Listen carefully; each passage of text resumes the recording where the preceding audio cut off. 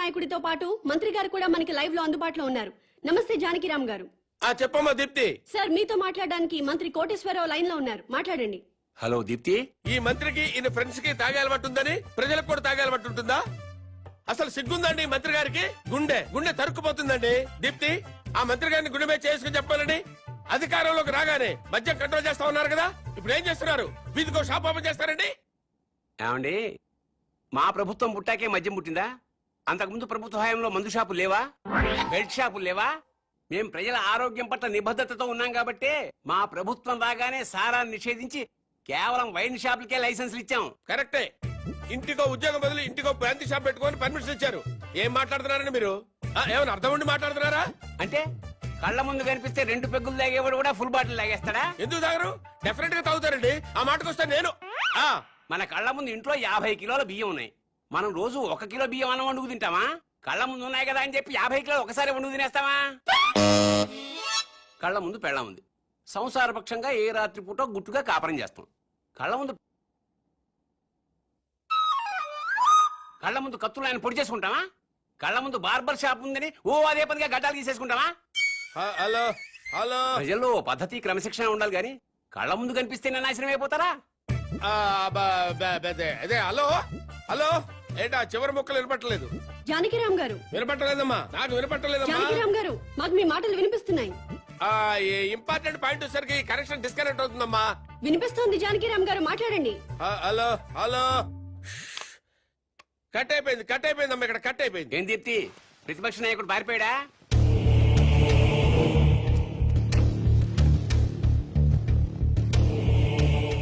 మీరు common man. నమస్కారం అండి. నమస్తే. నేను కొత్తగా వ్యాపారం స్టార్ట్ చేయబోతున్నాను. అవునా, చాలా సంతోషం అండి.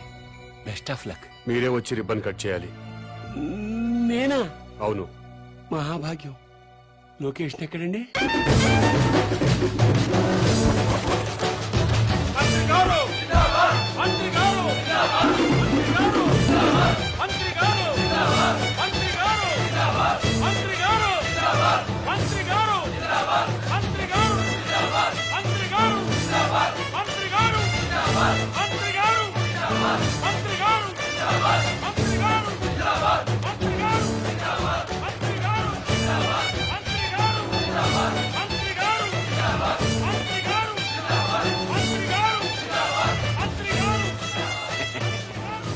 ముహూర్తం టైం అయిపోతుంది. ముందుగా నేమ్ బోర్డు ప్రారంభోత్సవం చేయండి. ఈ కామన్ మ్యాన్ గారు చేపట్టిన వ్యాపారం నా చేతుల మీదుగా ప్రారంభమవుతున్నందుకు ఆనందపడుతూ గర్వపడుతూ తన్మయత్వం చెందుతూ లాగుతున్నాను.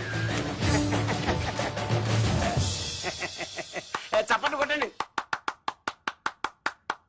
కొట్టండి.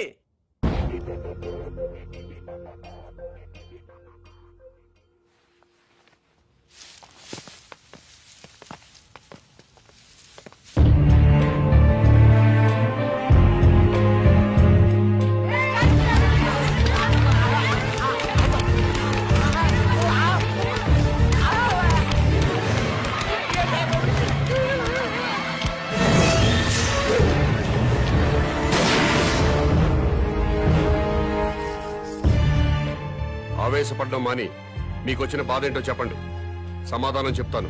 నువ్వు అసలు మనిషివా పశువా? నువ్వు మంత్రివా బ్రోకర్వా? ఏ విధమైన ఇలాంటి వ్యాపారం పెడతాడా? ఆడదాన్ని ఉసురు పోసుకుంటే నాశనం అయిపోతావురా. ఈ వ్యాపారం పెట్టుకుంటే ఏంటి తప్పు? సొసైటీ నాశనం అయిపోతుందిరా ఎదవా. ఆరోగ్యాలు నాశనం అయిపోతాయిరా. ఏడ్సొచ్చి జనాలు శవాలైపోతారా. బ్రాందీలు విస్కీలు తాగి జనాలు శవాలు కాటలేదా? ఆడవాళ్ల తాళిబుట్లు తెగట్లేదా? తాగిన మొత్తులో కన్న కూతుళ్ళనే రేప్ చేసిన వాళ్ళు లేరా? మరి మీరు ఈ బ్రాందీ షాపులు ఎందుకు మూయించటం లేదు? దేశం మొత్తం మందు అనేది లేకుండా ఎందుకు చేయట్లేదు? ఈ సిగరెట్లు తాగి ఊపిరితిత్తులు పాడైపోయి చాలా మంది చస్తున్నారు. పాన్ పరాగులు గుట్కా ప్యాకెట్లు తింటున్నారు. ఎంతో మంది నోటి క్యాన్సర్ తో చస్తున్నారు. వీటిని బ్యాన్ చేయమని మీరు ఎందుకు ఉద్యమాలు చేపట్టడం లేదు? ఈ సమాజంలో వ్యభిచారం ఎంత ప్రమాదమో బ్రాందీ సిగరెట్లు గుట్కాలు కూడా అంతే ప్రమాదం. మీరు ప్రజలు మేలు కోరే ప్రజా సంఘాలైతే వీటన్నిటినీ దేశంలో లేకుండా చేయండి. అప్పుడు నేను ఈ వ్యాపారం మానుకుంటాను. మీరు చెప్తున్న మందు షాపులు, సిగరెట్లు, గుట్కా వ్యాపారాలు ప్రభుత్వ పర్మిషన్ తీసుకుని లీగల్ గా పెట్టుకునేవి. మీ వ్యాపారానికి పర్మిషన్ లేదే. నాకు కూడా పర్మిషన్ ఇప్పించండి సార్. ప్రభుత్వం పర్మిషన్ ఇచ్చాక పెట్టుకోండి, అప్పటిదాకా మూసుకోండి.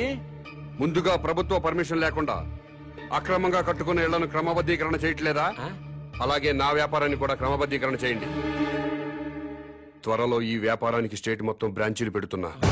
బెల్ట్ షాపులు కూడా తెరుస్తా. ఈ వ్యాపారానికి belt షాపులా? Don't ask where I am. Yes. I'll let you know everything detailedly. Hello, ఏంటి? టాయిలెట్ కి వెళ్ళాలి. వెళ్ళు. బాంబ్ తో ఎలా వెళ్ళను?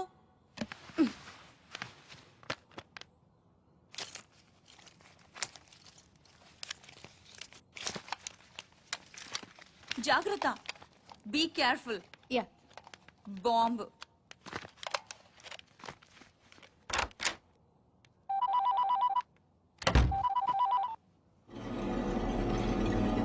అవును. Very good. సరే, నేను ఇక్కడ ఉన్నట్టు నువ్వు ఎవరికి చెప్పకు. అర్థమైందా?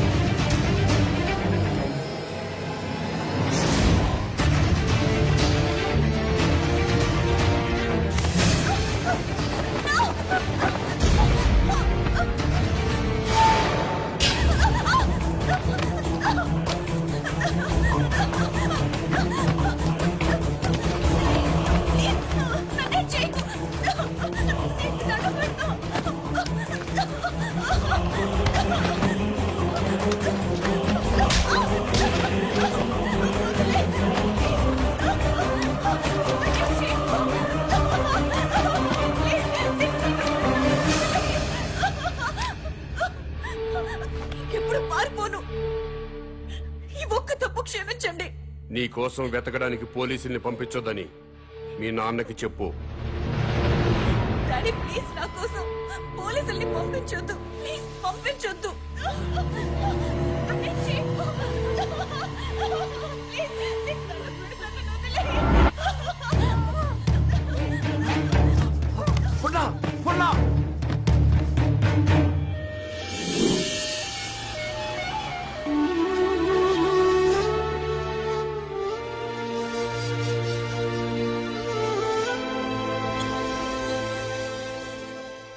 వాడి డిమాండ్స్ ఏమిటో తెలిసిన తర్వాత మూవ్ అవుదాం.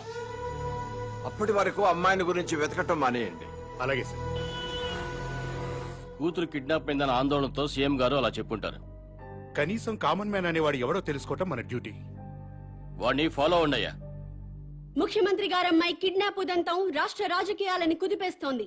కిడ్నాపర్ ని పట్టుకోలేకపోవడం సిగ్గుచేటని ప్రతిపక్షాలు దుమ్మెత్తిపోస్తున్నాయి. ఈ విషయం గురించి చర్చించడానికి మంత్రి లోకేశ్వరరావు ప్రతిపక్ష నాయకుడు జానకిరామ్ లైవ్ లో సిద్ధంగా ఉన్నారు. మంత్రి గారు నమస్తే.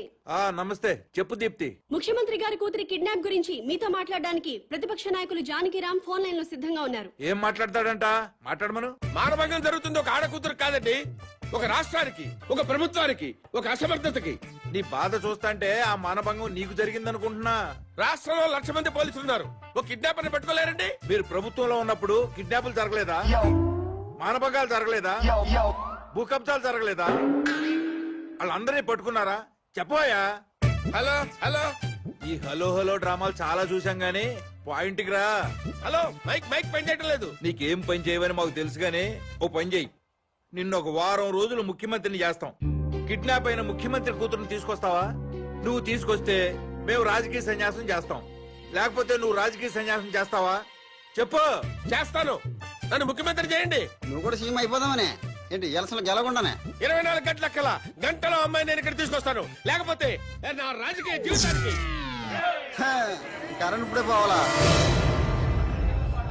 అమ్మ టైం అంటూ లేదురా, ఎప్పుడు తీసేస్తున్నారు. ఏ ప్రభుత్వం అయినా కావాలని పవర్ కట్ చేయదు బ్రదర్. రాష్ట్రంలో అందరి అవసరాలు తీర్చాలి కదా. పవర్ ఉన్నంతలో రైతులకు ఇవ్వాలి, ఇండస్ట్రీలకు ఇవ్వాలి, గ్రామాలకు అందించాలి. కాబట్టి కరెంటు పోయినప్పుడల్లా ప్రభుత్వాన్ని తిట్టుకోవడం కరెక్ట్ కాదు బ్రదర్. Good night.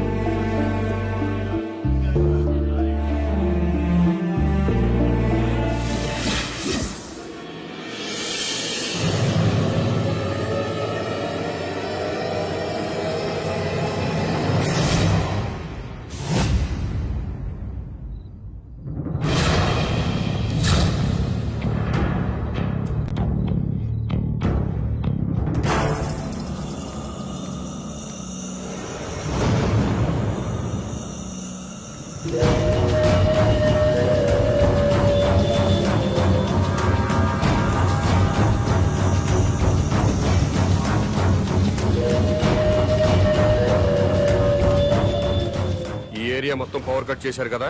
అవును సార్. మరి సెంటర్ లో ఉన్న మంత్రి గారింటికి పవర్ ఎందుకు కట్ చేయలేదు? కట్ చేశాం సార్, బట్ మంత్రి గారింటికి జనరేటర్ ఉంది.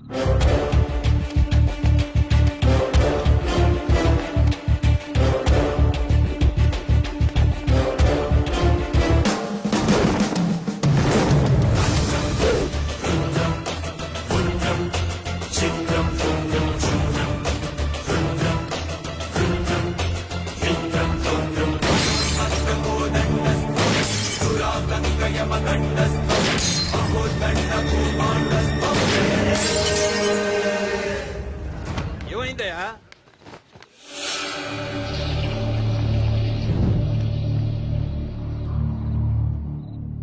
ఎవడండి వీడు? చీఫ్ మినిస్టర్ కూతుర్ని కిడ్నాప్ చేసింది వీడే.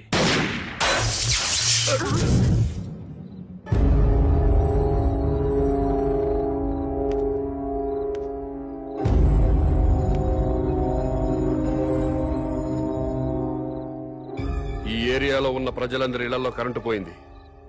మంత్రివి, మీ ఇంట్లో మాత్రం కరెంటు ఉండటంలో అర్థం ఏంటి?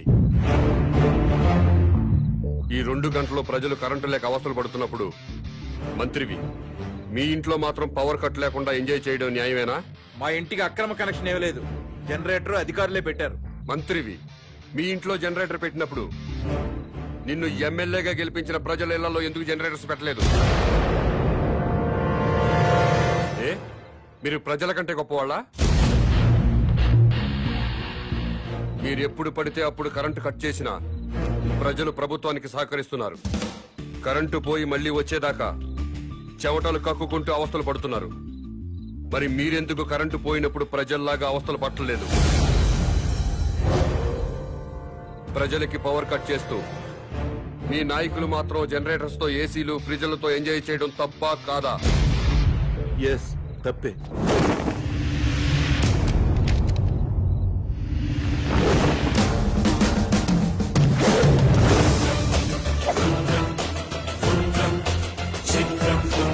తో కాదు, పని పాట లేకుండా సోంబేర్ల రోడ్ల మీద తిరుగుతూ ఉచిత సలహాలు ఇచ్చే నీలాంటి వాళ్ళ వల్ల ఈ భూమికి భారం.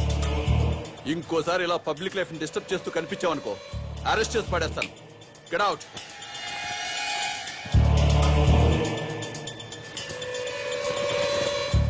నా మాట విన్నారా? మేరా భారత్ మహాన్. వినలేదా? మేరా బాల్ కి బరాబర్.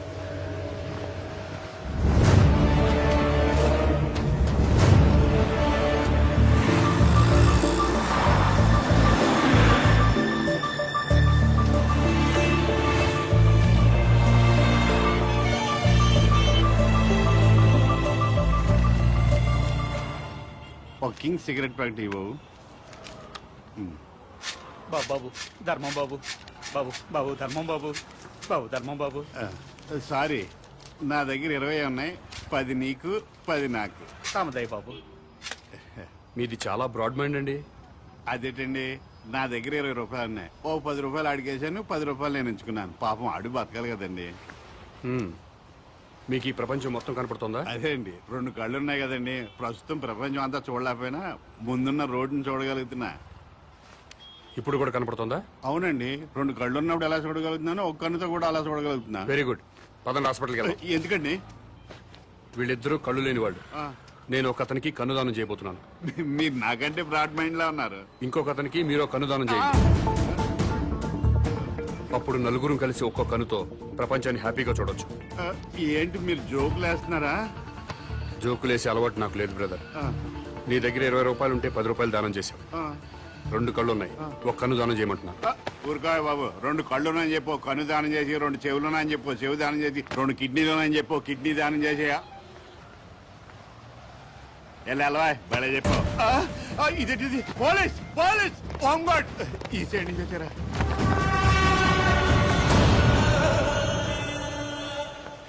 ఏమైంది?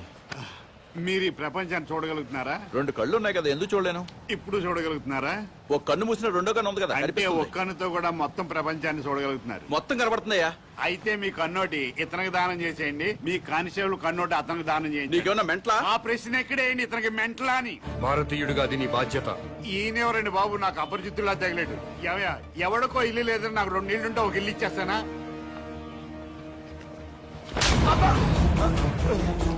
ఎక్కడన్నా ఐ బ్యాంక్ ఉంటుంది, బ్లడ్ బ్యాంక్ ఉంటుంది, ఆంధ్ర బ్యాంక్ ఉంటుంది, స్టేట్ బ్యాంక్ ఉంటుంది. పదండి బ్రదర్, సామాజిక స్పృహ వాళ్ళని ఎత్తుకున్నాం. ఏంటండి ఇది? ఐ బ్యాంక్ అంటాడు, బ్లడ్ బ్యాంక్ అంటాడు. వైసే బ్యాంక్ అనలేదా? ఓ, మీరు పోలీసు వాళ్ళు కదా, ఇలాగే అర్థం అవుద్ది. అతను ఇట్టే వెళ్ళి అమ్మో,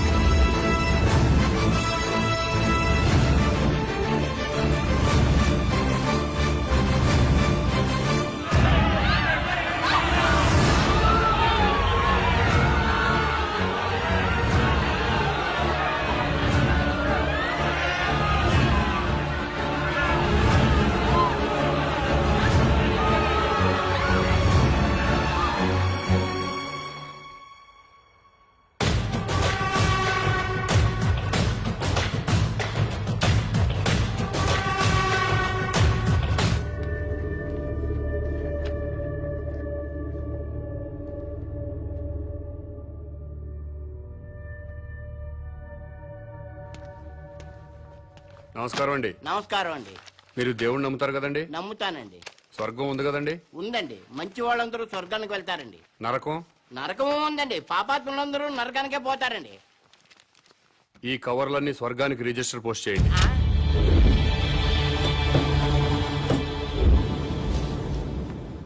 రిజిస్టర్ పోస్ట్ ఎక్కడికి చెయ్యాలి బాబు? స్వర్గానికి సార్.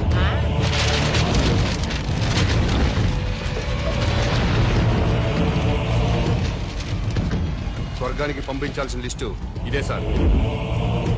చదువుతాను వినండి. ఫస్ట్ శ్రీ ఎన్టీ రామారావు గారు, శ్రీ వైఎస్ రాజశేఖర రెడ్డి గారు, తెలంగాణ ముద్దుబిడ్డ శ్రీ కె శ్రీకాంతాచారి, ఇషాన్ రెడ్డి, వేణుగోపాల్, సాయి కుమార్ యాదవ్, యాదయ్య వీళ్ళందరికీ రిజిస్టర్ పోస్ట్ చేయండి. ఎన్టీఆర్ గారు తెలుగువాడి ఆత్మగౌరవాన్ని నిలబెట్టారు. పేదవాడికి 2 రూపాయలు కిలో బియ్యం ఇచ్చారు. మద్యపాన నిషేధం పెట్టారు. మీ అవసరం ఇంకా తెలుగు ప్రజలకు ఉంది సార్. కిందకొచ్చి కొన్నాళ్ల పాటు ఉండనని చెప్పాను. దాంట్లో అదే రాశారు. అలాగే వైఎస్ఆర్ గారు జలయజ్ఞం చేపట్టారు. రైతుల రుణాలన్నీ మాఫీ చేశారు. పేదలకు ఫ్రీ కరెంట్ ఇచ్చారు. ఇలాంటివెన్నో మంచి పనులు చేసి అప్పుడే పైకి వెళ్ళిపోతే ఎలా సార్? ఎన్టీఆర్ గారితో పాటు మీరు కూడా రండి సార్ అని రాశాను. అలాగే తెలంగాణ ముద్దు బిడ్డలు తెలంగాణ కోసం ఆత్మాహుతి చేసుకుని స్వర్గానికి వెళ్లారు. ప్రత్యేక రాష్ట్రం వస్తే మీరు చూడాలి కదా, అందుకే మీరు వెంటనే కిందకు రండి. మీ అమ్మా నాన్నలు కూడా ఆనందపడతారని రాశాను. ఏమయ్యా నీకేమైనా మెంటలా? అదేంటి సార్ అలానేశారు? లేకపోతే స్వర్గానికి రిజిస్టర్ పోస్ట్ ఏంటయ్యా? బుద్ధి లేకపోతే సరే. స్వర్గం లేదా? ఉంటే ఏంటి? ఉంటే రిజిస్టర్ పోస్ట్ చేయడానికి మీకు వచ్చిన ఇబ్బంది ఏంటి? ఇబ్బంది అంటే ఇబ్బంది, స్వర్గం ఉంటుంటే ఇబ్బంది కదా మరి. అందుకని గొడవ జరుగుతుంది సార్. అబద్ధం చెప్పారా? స్వర్గం లేనప్పుడు దేవుడు కూడా లేనట్టే కదా. తీసేయండి ఆ దేవుడు ఫోటోలు, తీసేయండి ఈ బొట్టు తుడిచేయండి, మెడలో దండలు కూడా తీసేయండి, ఈ ఉంగరాలు కూడా తీసేయండి. ఓ నాయన, ఇవన్నీ తీసేస్తారా? దేవుడు ఉన్నాడు కదా. దేవుడు ఉంటే స్వర్గం ఉన్నట్టే కదా. అవును, స్వర్గం ఉన్నట్టే కదా. అయితే పోస్ట్ చేయండి. ఎస్ఐ గారు,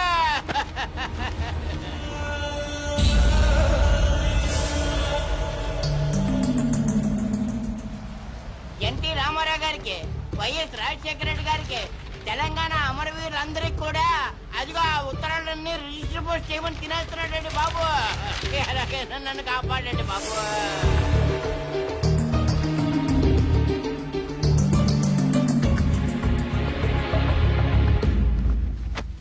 ఏమ్మా అన్నావా? ఎస్, స్వర్గానికి పోస్ట్ చేయమని చెప్పాను. స్వర్గానిక? ఎవరెవరికి? ఎన్టీ రామారావు గారికి, వైఎస్ రాజశేఖర రెడ్డి గారికి, మన తెలంగాణ అమరవీరులు. ఏంట్రా? మీ పేరేంటి? Common man. నేను అడిగింది మీ పేరు. Common man. గర్భవతిని బెదిరించి అబార్షన్ చేయించుకోమన్నారా? ఎస్. స్వర్గంలో ఉన్న ఎన్టీ రామారావు గారికి, వైఎస్ రాజశేఖర రెడ్డి గారికి రిజిస్టర్ పోస్ట్ చేయమన్నారా? ఎస్. ఇక్కడిని మెంటల్ హాస్పిటల్లో జాయిన్ చేసి ట్రీట్మెంట్ ఇప్పించవలసిందిగా ఆదేశిస్తున్నాను.